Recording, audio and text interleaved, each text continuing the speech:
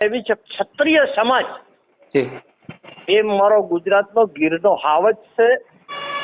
એને વારંવાર સંશેડો નહીં જી અને વધુ પડતા જો સંશેડવામાં આવશે તો કોઈક દિવસ તમારો સ્વીકાર થઈ જશે. એની બેને જાતિ કરે કદાચ હું પણ જાતો કરું. એક દાખલો છે પણ સમસ્ત ગુજરાતના ક્ષત્રિય સમાજ હાલ ગુસ્સામાં છે, આવેશમાં છે.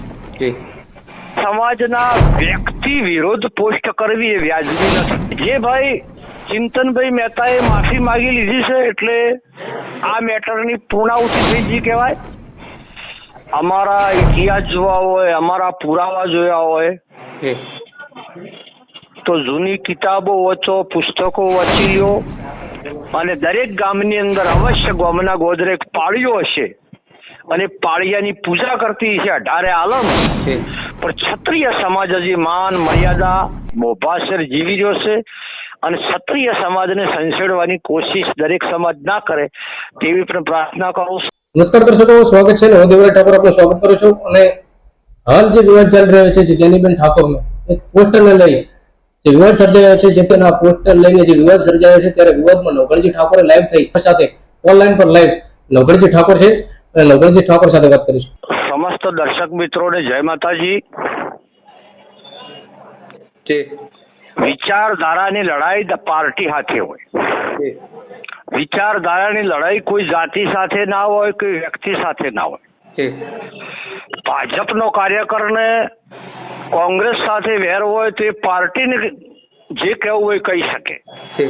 કોંગ્રેસના કાર્યકરને ભાજપ સાથે વેર હોય તો ભાજપ પાર્ટીને કહી શકે. પણ કોઈ સમાજના વ્યક્તિ વિરોધ પોસ્ટ કરવી એ વ્યાજબી નથી.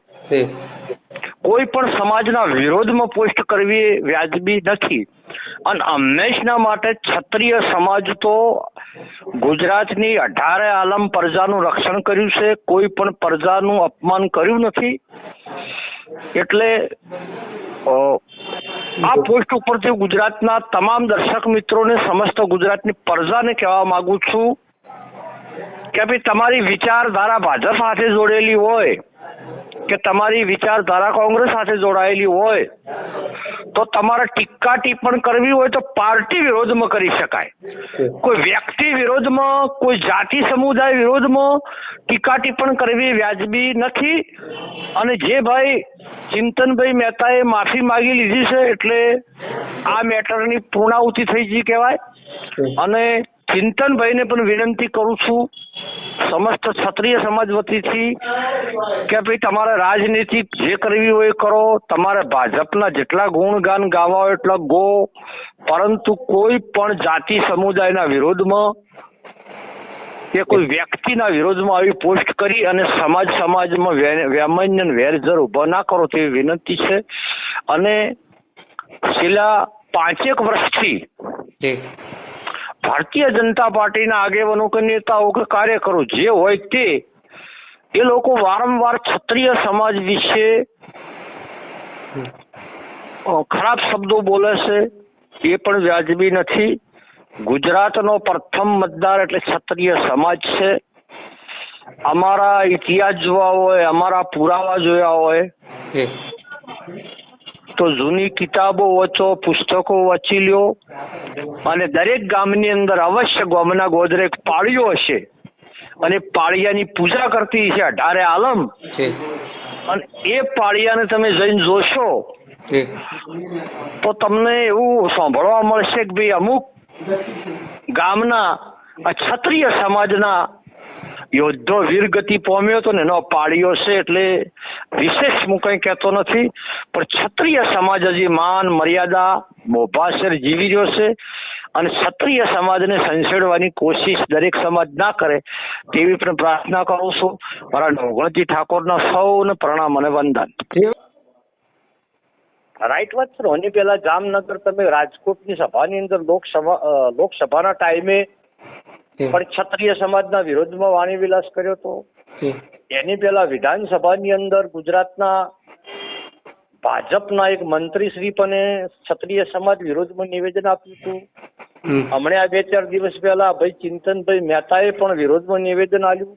એટલે વારંવાર આ લોકોનું માનસિકતા એવી છે ક્ષત્રિય સમાજ એ મારો ગુજરાતનો ગીરનો હાવ જ છે. એને વારંવાર સંશેડો નહીં, અને વધુ પડતા જો સંશેડવામાં આવશે તો કોઈક દિવસ તમારો શિકાર થઈ જશે. પણ નવઘણજી, હવે આપણે જે રીતે કહ્યું કે માફી માંગે એટલે